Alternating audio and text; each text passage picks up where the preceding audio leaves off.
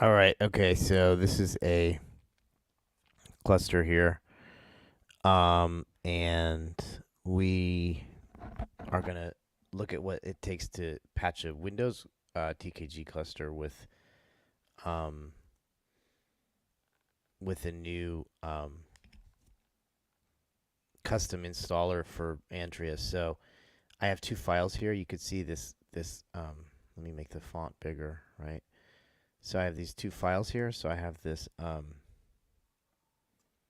cluster class, and I have this Windows cluster. So normally what you do is you create a Windows cluster using TKG defaults, but we have a problem which we're going to solve here, which is that we would like to not download an SSL dependency for Antrea unless we need to. And if we do download it, we'd prefer to download it from this location. And so what we want to do is add this install OVS PowerShell installer. Use this when installing a new TKG cluster with Antrea. So how do you do that? So in TKG, you have this concept of a cluster class, right? So if I go to this cluster class, you could see here what we're going to do is we're going to, I'll make this bigger. So what we'll do here is, if we look at this diagram, you'll see normally when you make a TKG cluster, Antrea will put an install OVS PS1 script in your cluster, and you will use that to install OVS, and that install OVS PS1 script will then go off and it will grab a SSL binary.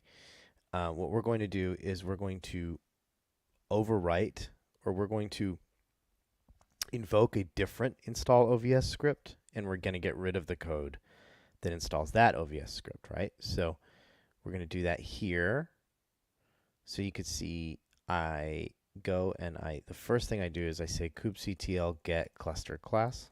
Let's say I have a cluster running, right? So let's say I have a cluster running. So I say kubectl get cluster class. kubectx. Okay. So I say kubectl get cluster class. And you could see I have this old cluster here, right? So what I would do is I would say kubectl get cluster class. This is my kind of existing cluster that I'm not happy with. For some reason, the Windows node didn't come up. And then I'll say -o YAML, and I'll write it out as, say, clusterclass.yaml, right? So I'll run that command, okay? So if I run that command, then what I'll get is I'll get this file sitting here, right? Then I'll open that file up, and I've already done this here, but then I'll add this line here, right? So I would go in and I would just add this curl.exe line, and then I would add this command here that runs this OVS installation. So I add these two lines, and I delete the previous line, which looked something like C:*K Antrea install OVS.ps1. So I'll delete that line, right? And I'll replace it with these two lines. Okay. So then once I've written that file, I don't need to write this because I've already done it. But so once I've written that file out, I have a cluster class. Now, after I have my cluster class, the next thing I do is I want to make a cluster, right? So now I make a cluster YAML file, right? So again, I might export the existing stuff that I have. So I might say kubectl get cluster -o YAML my cluster.yaml, and I might edit it. Okay. So here's an existing TKG cluster, right? And you could see in the topology up here, what I have is I have a class, and this is a new class that I'm going to make.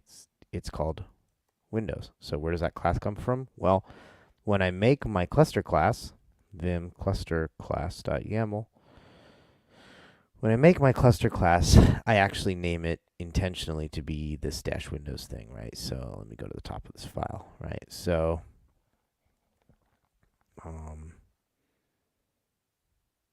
let me see.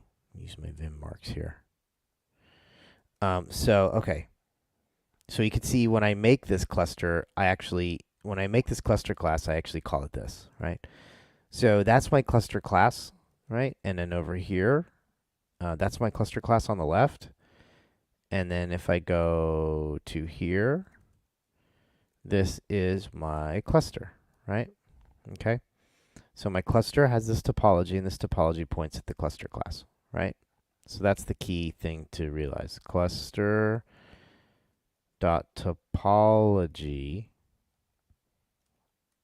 spec. I'll put this in here. My new cluster class points to my new cluster class by its name, right? Okay. So, yeah, right? That's the thing you got to realize here. That's the important thing. So you capture that relationship. Okay, good.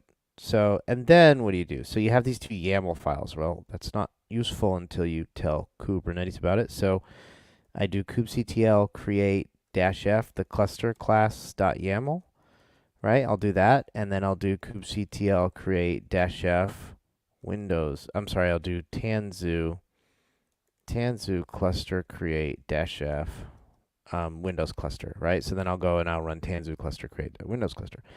And then what do I have? So then I'll have a cluster and source env.sh. Oops. Sorry about that. Okay, kubectl get pods-a. So kubectx, okay.